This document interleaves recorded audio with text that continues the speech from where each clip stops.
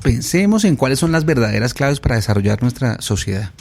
Y encuentra uno modelos como el famoso modelo sueco de la triple hélice, que habla de la necesaria conjunción entre el Estado, entre la academia y entre la empresa. Y quizá podríamos agregar a la sociedad civil. Vinculados, trabajando en conjunto, sin egos, sin distancias y barreras lingüísticas y culturales, trabajando por el desarrollo de la sociedad y cada uno aportando lo que corresponde. Allí hay ejemplos maravillosos de articulación universidad, empresa, Estado, como puede ser Colombia Científica, que he tenido el enorme honor de diseñar y de entregarle al país gracias al Banco Mundial y al gobierno colombiano, y que está marcando una hoja de ruta de cooperación entre distintos escenarios para crear conocimiento e impactar a la sociedad.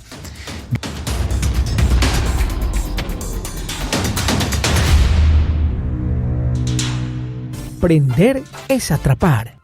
Aprender es atrapar conocimiento de alguien más. Comprender es atrapar globalmente un conocimiento. Y emprender es atrapar una oportunidad para siempre. Bienvenidos. En Escuchando Ando, hoy emprenderemos y aprenderemos con... Hola queridos amigos, les habla Víctor Hugo Malagón. Estoy muy contento de esta invitación que me hacen en escuchandoando.com.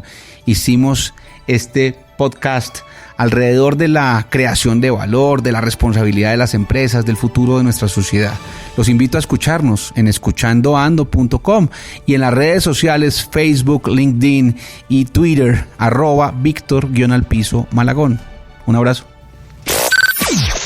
Escuchandoando.com. ¿Qué hay de nuevo, amigos? Un saludo especial para nuestros oyentes en los 5 continentes. Recuerden compartir nuestros episodios con sus amigos y equipo de trabajo y sigan el ejemplo de miles de personas que hoy potencializan al máximo sus emprendimientos gracias a escuchandoando.com. Suscríbanse en nuestra página web y disfrútenlo, ya que el show es gratis y acaba de comenzar. Aquí estamos, de regreso en Escuchando Ando. Gracias por haber dado play en el botón. Soy Gerson, acompañándolos acá con esta maratón de emprendedores y de gente muy pila, maestros en lo que hacen, pero sobre todo gente que con pasión, honestidad y generosidad ha decidido estar con nosotros haciendo episodios que pasan a la posteridad y quedan allí registrados para la consulta futura, no solo de esta, sino de nuevas generaciones que se interesan por el conocimiento. Ese es nuestro denominador común en áreas como la salud, como la prosperidad, la sabiduría, los diferentes tipos de inteligencia.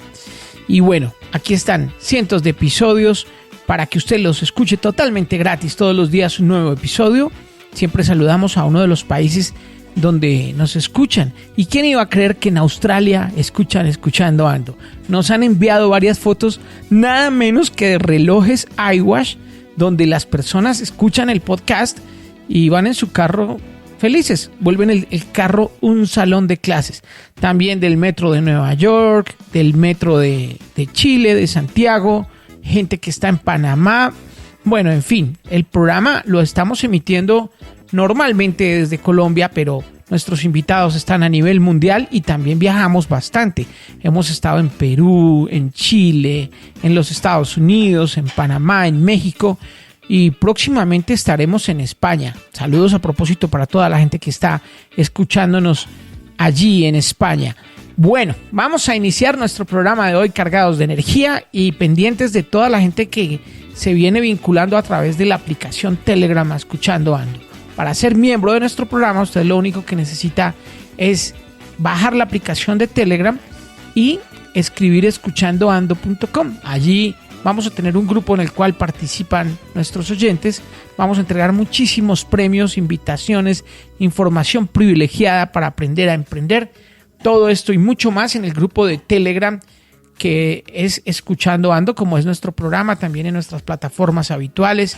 Este episodio se va a emitir en Spotify, Deezer, iTunes, YouTube, Spreaker, iVoox, entre otras, y por supuesto en nuestras páginas web, escuchandoando.com y también escuchandoando.com. Ahora sí vamos a arrancar hablando de un tema que necesitamos urgentemente, información actualizada.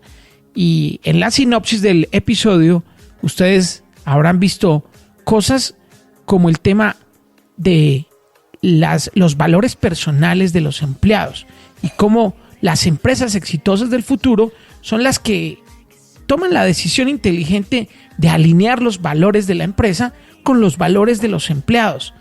Los mejores talentos son los que quieren hacer un trabajo que contribuya a la sociedad con una empresa cuyos valores compartan, donde sus acciones cuenten y donde las opiniones importen.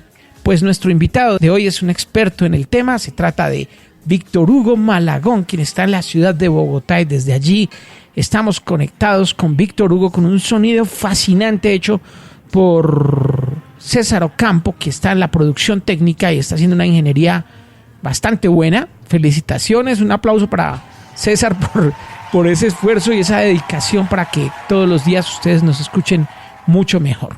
Sin más ni más, vamos a darle entonces paso y bienvenida a Víctor Hugo Malagón en Bogotá. Bienvenido. Muchísimas gracias, Gerson. Muchas gracias a César aquí en El Sonido, y un placer estar con ustedes en Escuchando Ando. Estamos muy atentos a todo lo que vamos a aprender, porque sin duda alguna, al ver tu hoja de vida, nos damos cuenta que eres un estudiante consumado y que eres un maestro en muchas cosas, pero especialmente en aprender, ¿no? Bueno, muchísimas gracias por esa generosidad hacia mí. Simplemente es una hoja de vida dedicada al servicio de las personas, al crecimiento de las personas y a aprender a aprender. Esa creo que es la vocación más importante de un docente, como me considero yo. Yo no voy a dar tu hoja de vida porque me demoraría media hora, porque es impresionante. Entonces te cedo el turno para que en un minuto le cuentes a los oyentes quién es Víctor Hugo Malagón.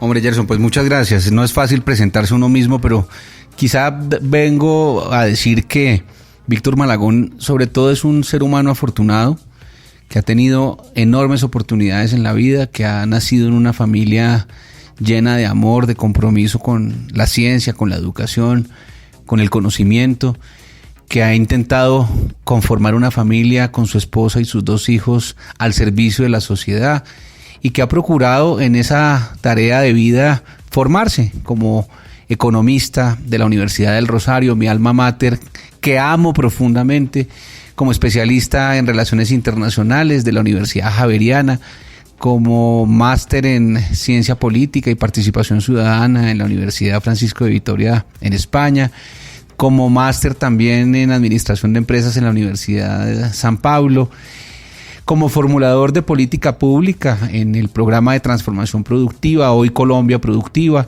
o en la creación de Colombia Científica. Colombia Científica aborda desafíos que tenemos en el país en este momento, y un gran desafío es el tema regional. Y nosotros sabemos que si esto de la regionalización del país, que todos en el gobierno la estamos hablando y todos en el país de alguna manera lo decimos, pues de alguna manera tiene que dar muy, muy bien estructurado en lo que tiene que ver con Colombia Científica. Si queremos efectivamente que las universidades en las regiones básicamente incrementen su calidad, tenemos que hacer un trabajo más, digamos, conjunto. Y todo esto pues conjugado con un servicio también al gobierno de las organizaciones desde distintas juntas directivas. Y a partir de hoy tienes un episodio de podcast en Escuchando Ando.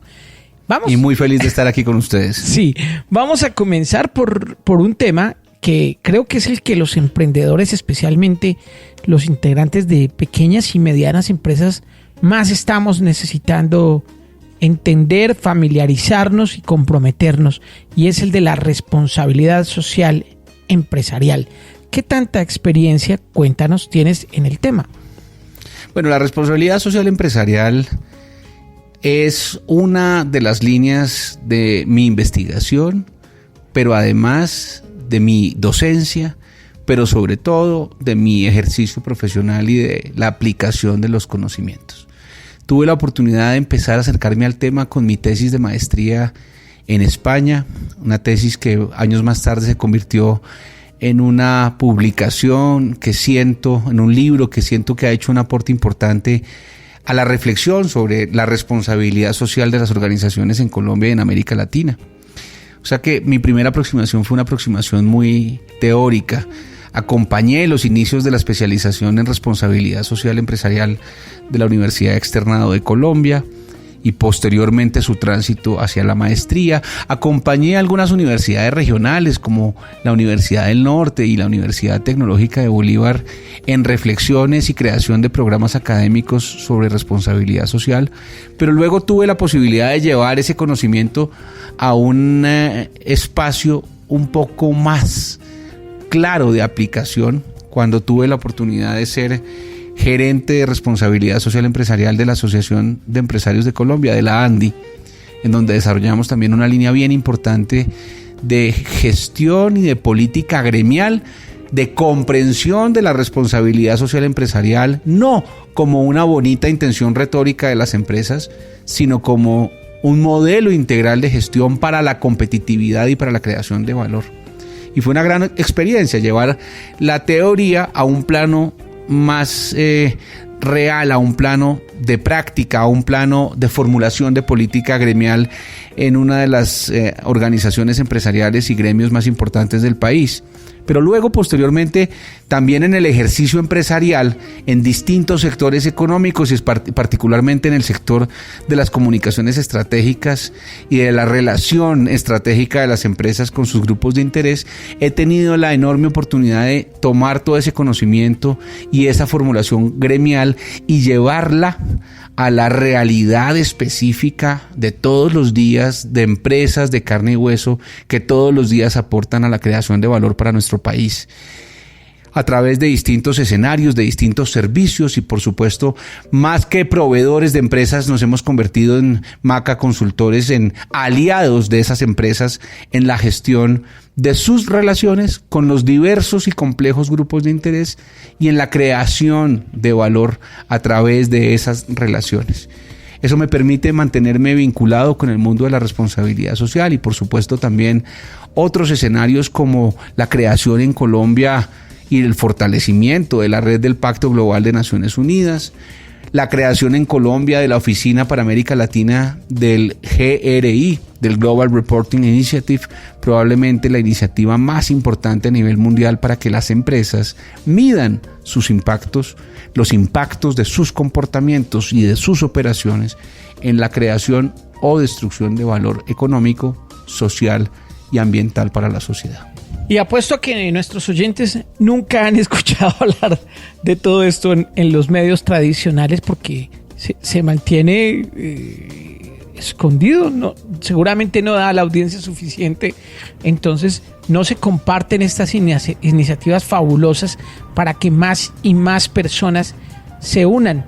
¿Cómo ha sido el compromiso de las compañías y de los emprendedores hacia la responsabilidad social? Las empresas multinacionales lo tienen muy claro, en su gran mayoría, pero ¿qué hay de las pequeñas y medianas empresas al respecto? ¿Cuál es la tendencia? Muchas gracias, Gerson, por esa pregunta. Porque digamos que hay varios elementos que yo quiero resaltar. El primero, cuando se habla de responsabilidad social empresarial, pareciera que la primera impresión que viene a la mente de los interlocutores, que la primera idea que surge es una idea de una empresa haciendo filantropía. Una empresa dando regalos o dando subsidios o ayudando a comunidades vulnerables de manera generosa, pero también de manera filantrópica. Y no está mal la filantropía. Digamos que hay un origen bien importante del compromiso de las empresas y de las organizaciones con realidades y necesidades sociales urgentes. Sin embargo, esta visión ha venido evolucionando. Y ha venido evolucionando por lo menos en los últimos 25 o 30 años. Pasar de entender la responsabilidad social de las empresas de una visión filantrópica, alejada de la cadena de valor, que pareciera no tener nada que ver con el ejercicio de hacer dinero, de crear valor, de crear empleo, de crear riqueza, sino algo aislado al quehacer de la empresa. Pasa entonces a ser hoy ya no esa aproximación aislada a la cadena de valor, sino un modelo integral de gestión para la competitividad. Entonces ya no estamos hablando de bonitas intenciones retóricas. Estamos hablando de la apuesta que hacen hoy las organizaciones para encontrar fuentes de competitividad, para encontrar fuentes de productividad y, por supuesto, en esa búsqueda encontrar también equilibrios entre crear valor económico, crear valor social y crear valor ambiental. Lo segundo es una falsa idea, Gerson, de que hay una incompatibilidad entre hacer dinero, entre crear valor económico y crear valor social. Como si no fuera posible lo uno con lo otro. Y lo que hemos demostrado en los últimos años es que la nueva fuente de creación de valor, la nueva fuente de competitividad, puede pasar por la forma en que las empresas se relacionan con sus diversos y complejos grupos de interés. Una tercera reflexión que yo creo que es fundamental es que también tradicionalmente había un grupo de interés cuyas expectativas definían la estrategia de las empresas. Y eran pues los accionistas. Lo que tenía que hacer una empresa, o en lo que una empresa tenía que dedicarse, era a generar valor para sus accionistas. Y punto. Más adelante, a finales del siglo pasado, aparece un segundo grupo de interés cuyas expectativas son fundamentales, son los clientes. Y viene todo un auge de las empresas destinadas y vinculadas a la atención integral, a la calidad y a la satisfacción del cliente.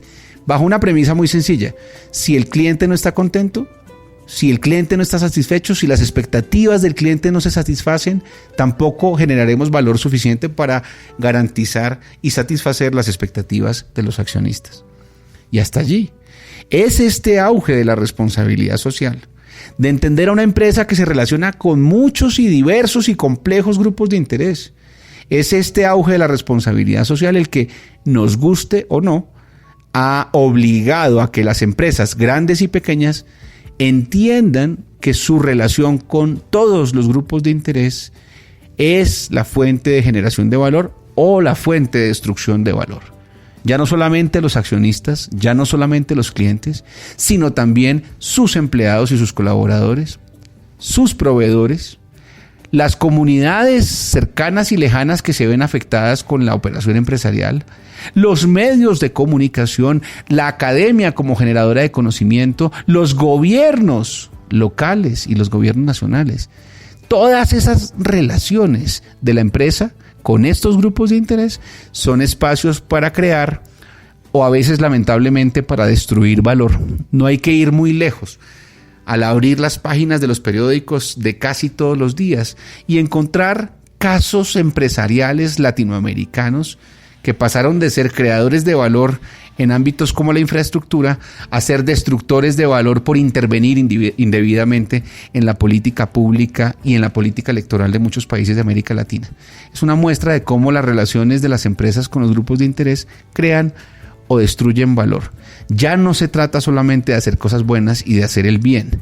Se trata de crear valor, de crear competitividad con una lógica distinta de relacionamiento responsable entre las empresas y sus grupos relacionados. Hace poco hablábamos con una experta en temas digitales y nos enseñaba cómo desde su óptica las nuevas compañías deben tener como centro el tema digital y no es un departamento aparte ni es un agregado hacia la empresa, sino que hoy en día la estrategia va o lleva como core del negocio los temas digitales. Cabría decir que deberíamos de hacer un tándem entre lo que es lo digital y la responsabilidad social para de ahí que empiecen a crecer y partan nuestros negocios. Sin duda, Gerson, tú estás poniendo el dedo en la llaga de un gran reto empresarial. Yo tengo la suerte hace un par de años de presidir una organización colombiana que cumple este año 30 años de existencia, que es el Foro de Presidentes de Empresa. Este Foro de Presidentes reúne a 180 empresarios, presidentes, gerentes, miembros de juntas directivas de organizaciones en 36 sectores económicos bajo una premisa y es el crecimiento personal, el crecimiento empresarial y el impacto social. Les cuento esto porque el Foro de Presidentes el año pasado inició una reflexión a propósito de esa cuarta revolución industrial a propósito de esa inminente llegada de la revolución digital al mundo empresarial y al mundo social en general. Pero la reflexión que nosotros quisimos hacer no es una reflexión sobre lo asombroso de las nuevas tecnologías. Todos ya sabemos que hay nuevas tecnologías que vienen a reconfigurar, a rehacer la forma como vemos el mundo. Me refiero al blockchain, por ejemplo. Me refiero al Internet de las cosas. Me refiero a la analítica de los grandes datos. Me refiero, por supuesto, a la impresionante inteligencia artificial. Son todas formas y aplicaciones de esa inminente revolución digital. Pero el Foro de Presidentes quiso hacer una reflexión distinta. No solamente se trata de conocer y aplicar esas nuevas tecnologías, se trata de entender cuál es el papel del ser humano y en este caso el papel del líder empresarial en esa cuarta revolución industrial que, repito, es inminente. Cambian las formas de ver el mundo, cambian los mecanismos de comunicación. Obtenemos una información casi ilimitada y en tiempo real. Tenemos unos grandes retos de aplicación ética de esa digitalización en el mundo social. La digitalización pone en jaque incluso la forma como entendemos el Estado y como entendemos la organización social y las leyes. Y por eso proliferan esos ejemplos de todos los días en los que se evidencia que la tecnología va a una velocidad mucho más rápida que la capacidad de los estados y de las leyes de adaptarse para regular esos nuevos mercados que pasan por lo digital en muchos sectores. En el sector del transporte público, en el sector del turismo, en el sector de la hotelería, y no quisiera poner nombres específicos, pero saben ustedes en el podcast Escuchando Ando a qué me refiero. Incluso para quienes estamos en el mundo de la educación, no es un secreto que es inevitable un cambio en el mundo educativo, en las formas de ver la educación, en las formas de aprender, en las formas de certificar el conocimiento, en las formas de acceder al conocimiento, al que entidades como las universidades tendremos que adaptarnos sin lugar a dudas. Por eso esa reflexión que planteas, Gerson, es tan importante. Yo no diría que en el centro del modelo empresarial deba estar la digitalización. Yo no diría que el nuevo centro del modelo empresarial es la tecnología o la revolución digital. Yo diría que el ser humano sigue siendo el centro del modelo empresarial. ¿Para qué un modelo de creación de valor si no es para el ser humano? ¿Para qué un modelo de organización social si no es para el ser humano? Pero es un ser humano inmerso en una realidad digital, en una realidad que le implica la humanización en estándares, en coyunturas y en realidades muy distintas, trazadas por supuesto y evidenciadas en este gran cambio digital y tecnológico. Quizá una de las conclusiones más importantes a la que ha llegado el Foro de Presidentes sobre esto es: a más digitalización, a más desarrollo tecnológico, a más avance científico a través de la digitalización, más necesidad de lo humano, más necesidad de la humanización, más necesidad de las ciencias humanas para que el ser humano siga estando en el centro del modelo económico, político y social. Suscríbete en tu plataforma favorita para recibir un episodio de Escuchando Ando diario, gratis, en tu celular. Sé parte de Escuchando Ando. Aprovéchalo. Este podcast es tuyo, para ti y para tu equipo de trabajo. Suscribiéndote obtendrás información privilegiada para potenciar tu emprendimiento. Maná, crianza orgánica. Los peces producidos en los novedosos sistemas de Maná, crianza orgánica, viven en agua purificada constantemente y son criados sin antibióticos ni hormonas, de manera segura, trazable y sostenible. Maná comercializa tu producción de peces, crustáceos y moluscos de consumo humano, así como vegetales orgánicos, y te acompaña en el proceso de principio a fin. La próxima vez que pidas pescado, que sea de Maná, crianza orgánica, y disfrútalo. Buongiorno, buon pomeriggio, buonanotte. Stiamo in escuchandoando.com. Ci incontrano in YouTube, Spotify, Deezer o la sua piattaforma favorita, che lo possono godere, tenere un piacere enorme ascoltando tutto questo programma. Grazie, ciao.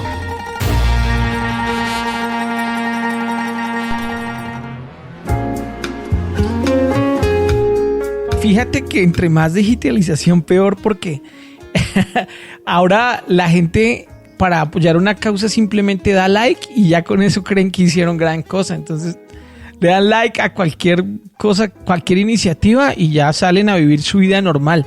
Antes, cuando no existían los likes, pues la gente quería ayudar socialmente y realmente iba y lo hacía, sembraban un árbol, se ocupaban de adoptar un perro, bueno, en fin, a todo nivel se veía la conciencia, pero hoy en día la gente como que descansa después de darle like a la causa y ya sienten que hicieron y cumplieron y siguen su vida normalmente y no hay más aporte, ¿no?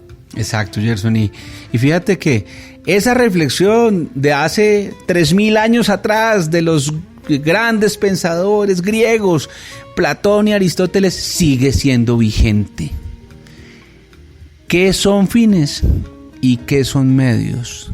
El ser humano, su bienestar, permítanme decirlo, su felicidad es el fin y el resto son medios para lograrlos.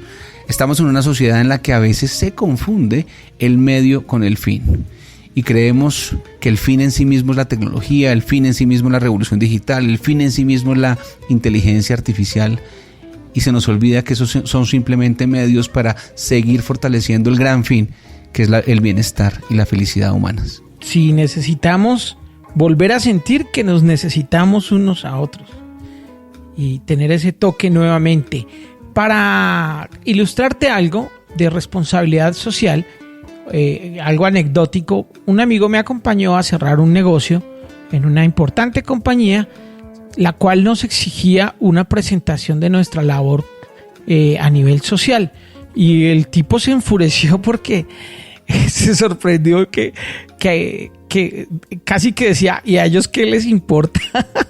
que si uno hace o no hace labor social, no entiende la mística que hay en el asunto y es algo muy nuevo para muchas personas, pero justamente pareciera que no hay canales estructurados y si los hay no los conocemos. Entonces mi pregunta es, ¿cuáles canales hay? Si los hay, si no los hay, lo que sí es cierto es que hacen falta, que permitan exigirle a las empresas que se comporten mejor a nivel social. Pues es una muy buena pregunta también, Gerson, porque subyace en esa pregunta un debate que sigue estando vigente. ¿Qué motiva a un empresario? ¿Por qué un empresario se compromete con proyectos, modelos y gestión socialmente responsable? Y podría haber dos respuestas simplistas.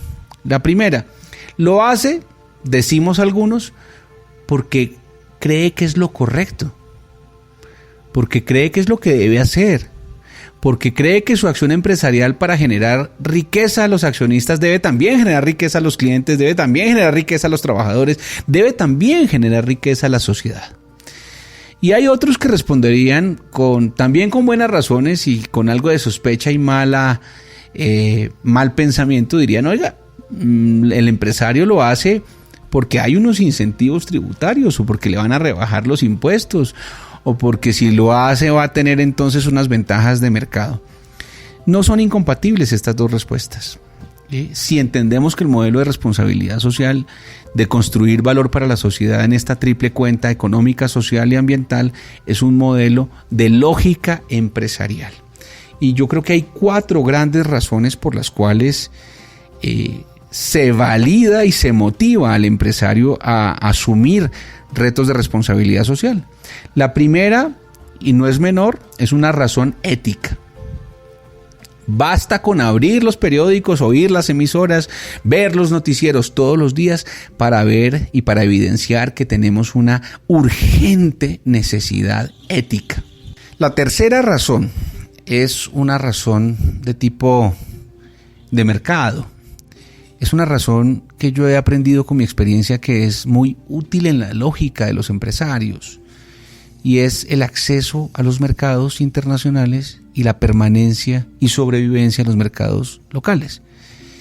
Si ustedes revisan los últimos años del libre comercio, de los tratados de libre comercio, de las reglas y obstáculos de acceso y de movilidad de personas, de bienes, de factores productivos a los mercados internacionales, se darán cuenta que las lógicas de acceso son hoy lógicas que tienen que ver con la responsabilidad empresarial, con el comportamiento empresarial. Los tratados de libre comercio tienen hoy sendos capítulos sobre derechos humanos, libertades sindicales, responsabilidad y cuidado de la sostenibilidad ambiental.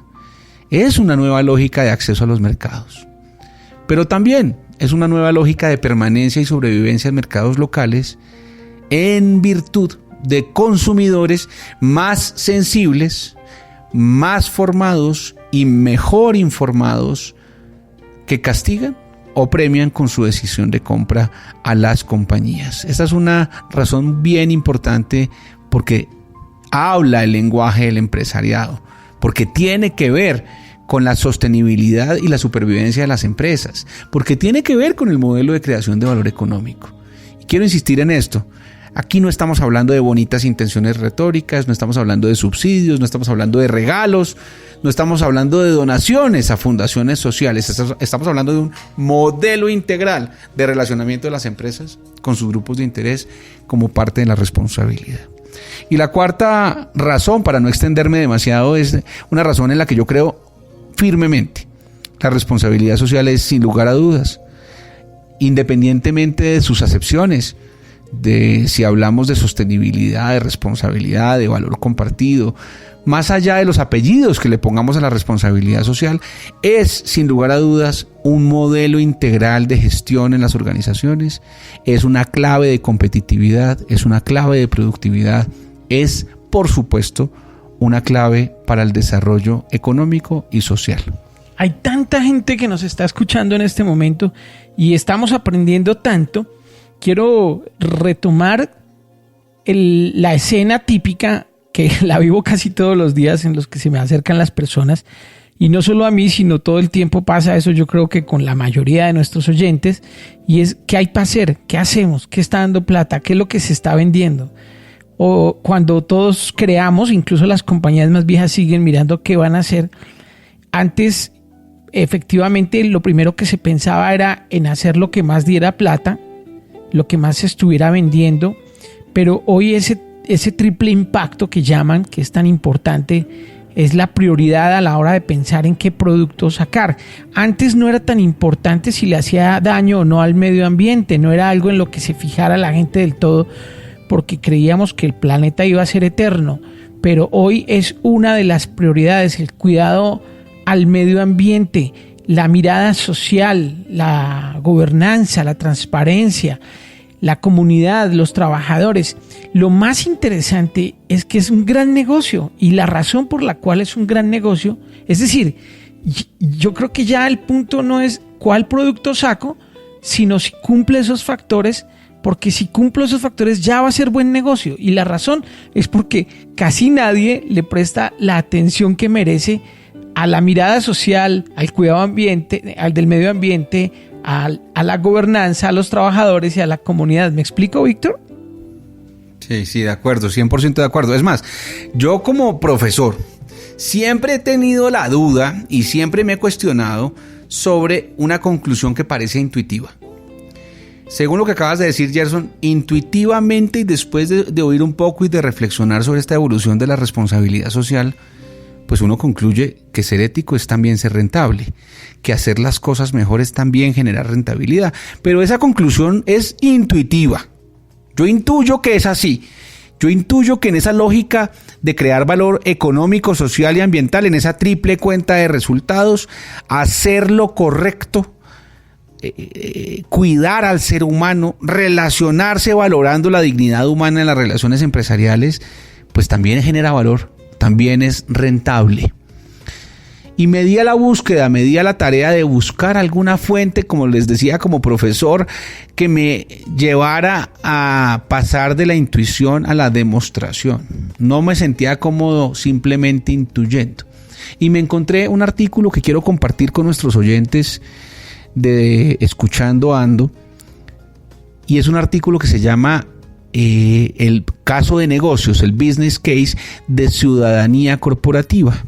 Es un artículo muy sencillo, muy agradable, muy corto, escrito por unos consultores británicos de una firma muy reconocida a nivel internacional, que se dieron a la tarea de buscar la relación entre cómo se relacionan las empresas con sus grupos de interés y su desempeño económico y empresarial y de mercado, concluyendo que aquellas organizaciones que tienen mejores relaciones con sus grupos de interés impactan en su competitividad y en su desempeño al menos en 8 dimensiones, que no me acuerdo de memoria, pero son más básicamente las siguientes: gestión de la reputación, gestión integral del riesgo corporativo, acceso y financiación, acceso al capital y acceso a los mercados de capital y financiación, atracción, retención y motivación del mejor talento humano,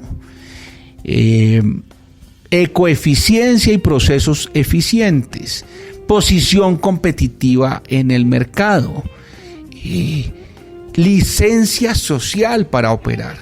Es decir, estos consultores concluyen, más allá de la intuición, concluyen y demuestran que las organizaciones que mejoran sus relaciones con los grupos de interés, es decir, dicho en otras palabras, las organizaciones más responsables, son también más productivas, más eficientes y más generadoras de valor económico. Y no debemos tenerle miedo a este discurso. A veces el discurso de responsabilidad se va hacia las buenas intenciones, se va hacia la filantropía y se olvida que cuando uno crea empresa para crear valor, no para destruirlo. ¿Te gusta este episodio? Compártelo en tus redes sociales, con tus amigos y equipo de trabajo. Encuéntranos en Facebook e Instagram como Escuchando Ando. Somos los guardianes de lo que hizo el creador, ¿no? Sin duda, somos unos administradores, a mi modo de ver. No somos los dueños y amos de la naturaleza. Somos servidores y administradores de esa naturaleza, y como administradores de esa naturaleza debemos cuidarla y conservarla en su triple dimensión: crear valor para la sociedad, crear valor económico, crear valor y sostenibilidad ambiental. Volviendo al tema del triple impacto, entonces, haciendo la analogía con la sopa rica, ¿cómo queda la sopa rica? Pues métale los ingredientes y los ingredientes son esa responsabilidad social, entre otros. Lo suma y el resultado tiene que ser una ganancia. No hay otra manera de hacerlo. Si su producto, su idea de negocio, lo que usted quiera hacer, lo que vaya a hacer o lo que esté haciendo, no cumple, no tiene ese impacto a nivel social, a nivel ambiental, a nivel de equidad, entonces no es sostenible. Va a ser un negocio que le va a durar unas semanas, unos meses, pero no va a durar para toda la vida. Imagino que con la investigación que has hecho, que ha durado años, eres una de las personas que más conoce del test y otros temas, tienes unas anécdotas impresionantes. Cuéntanos, en la construcción de tu libro, ¿qué anécdotas tuviste? ¿Qué aprendizajes tuviste que te estrellaras contra un muro y dijeras, wow, esto que acabé de aprender, si no hubiera hecho el libro y no lo hubiera investigado de esta manera, no hubiera obtenido este conocimiento? O la suma de diferentes informaciones que te haya llevado a resultados mayores aún con el libro. Sí, muchas gracias, Gerson. El libro tiene un título que es un título contundente: Ética y responsabilidad, el nuevo reto de creación de valor en las organizaciones. Aprendizajes en ese ejercicio académico, muchísimos. Quizá uno que es muy relevante para mí, y es en línea con lo que les decía del humanismo y de las ciencias humanas. Para hablar de ética hay que reflexionar sobre la ética, hay que adentrarse en las distintas escuelas de pensamiento ético occidental, que fue el caso que yo tuve la oportunidad de desarrollar, desde Platón hasta Durkheim, pasando por los utilitaristas, los estoicos, Aristóteles, Epicúreo. Entender que la sociedad tiene un acervo enorme de conocimiento y de humanismo sobre el cual tenemos que construir. nada más perverso en el mundo empresarial, pero también en el mundo social y en el mundo político y en el mundo público y privado, nada más perverso que lo que yo llamo el complejo de Adán. ¿Sabes cuál es el complejo de Adán, Gerson? No, ni idea. Adán, que era como el primer hombre, digamos, pues cuando tomaba una decisión, cuando quería hacer algo, tenía que inventarlo. Porque era el primero que lo decidía, el primero que lo quería, ¿no? Entonces, a veces uno tiene el complejo de Adán. Por ejemplo, cuando llega a un cargo nuevo, público o privado, se sienta en la silla y cree que va a inventar la rueda. Y desconoce todo lo que ha pasado atrás, independientemente de las afinidades políticas o personales o empresariales.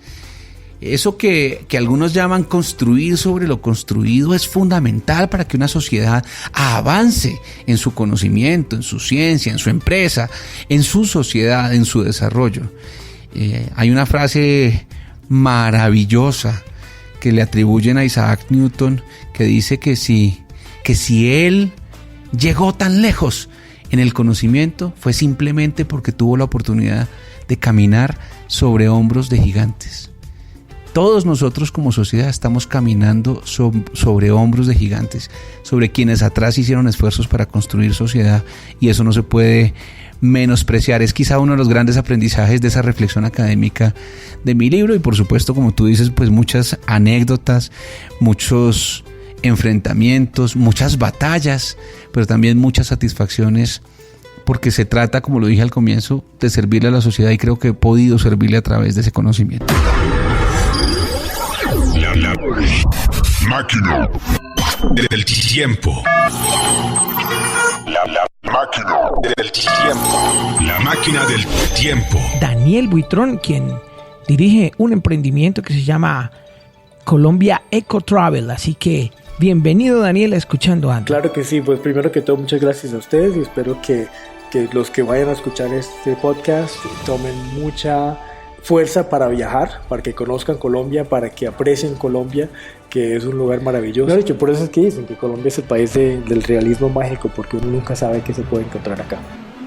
Te explico que pues la idea que tuvimos al principio fue que vimos que existía un espacio que era el ecoturismo en Colombia. Esto fue hace ya más de 9 años y nos dimos cuenta que pues hay empresas que se estaban enfocando mucho en traer otras empresas y vender productos por esos medios para extranjeros, pero no existía un mercado o una empresa en el mercado, mejor dicho, que estuviera enfocándose en el ecoturismo y enfocándose en la parte de crear espacios para que las comunidades y la naturaleza fueran el enfoque del turismo. La máquina del tiempo. La máquina del tiempo.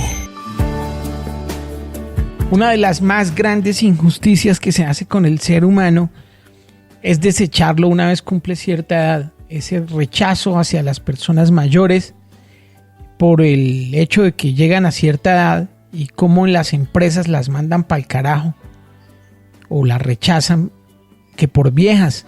Eso también obviamente cuenta dentro de la responsabilidad social.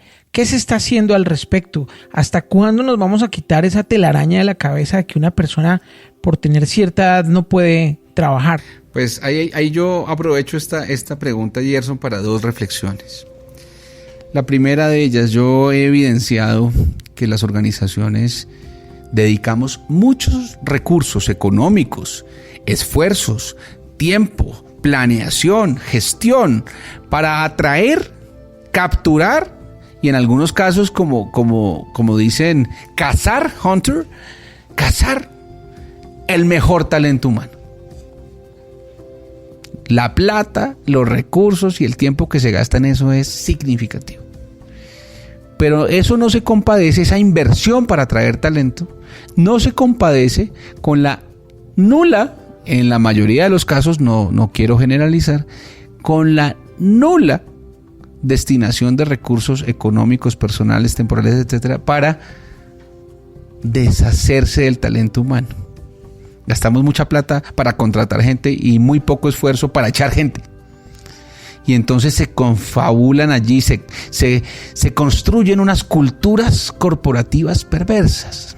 esa cultura de la sospecha, cuando usted lo echan del trabajo, pero antes de echarlo le decomisan su computador porque de pronto usted se roba la información, como si no hubiera información abierta y perfecta y disponible en la red más que nunca antes en la historia.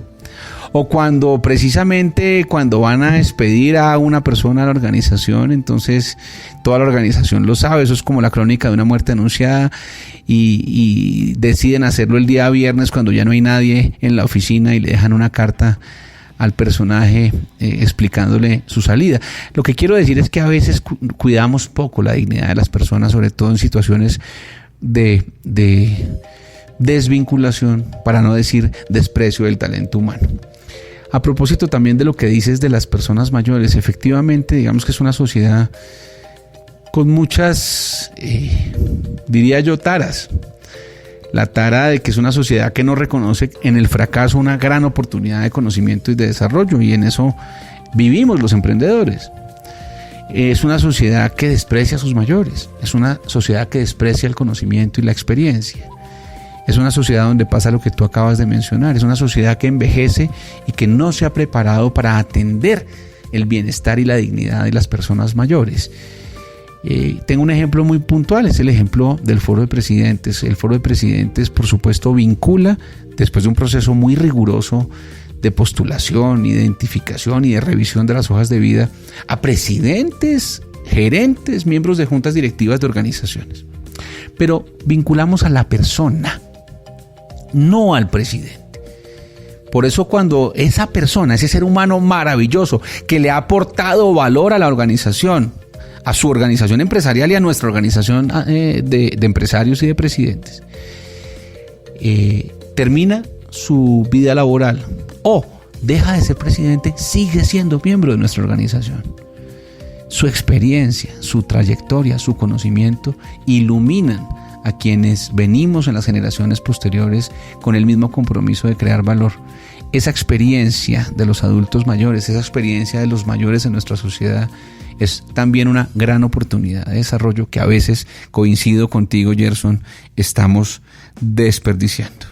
Un hermoso reto para las compañías de hoy, para los empresarios de hoy, estos soñadores, toda la gente que quiere hacer empresa, que quiere ayudar a la sociedad, pues ahí tienen la mesa servida para que ustedes mismos hagan la torta como quieran y se basen en este objetivo que es más que simplemente una práctica, ya es un objetivo el hacer productos, hacer empresas y hacer grupos que ayuden a la sociedad en general. Se nos han quedado muchísimas cosas en el tintero, pero de verdad, Víctor, gracias por tu compañía. Esperamos que nos acompañes en más episodios de Escuchando Ando porque tienes mucho más que compartir con nosotros. Feliz, Gerson. Gracias a ustedes por la generosidad de invitarme. Nos quedan muchos temas, quizá uno final, sin querer abusar de su tiempo, es... No, al contrario. Que pensemos en cuáles son las verdaderas claves para desarrollar nuestra sociedad.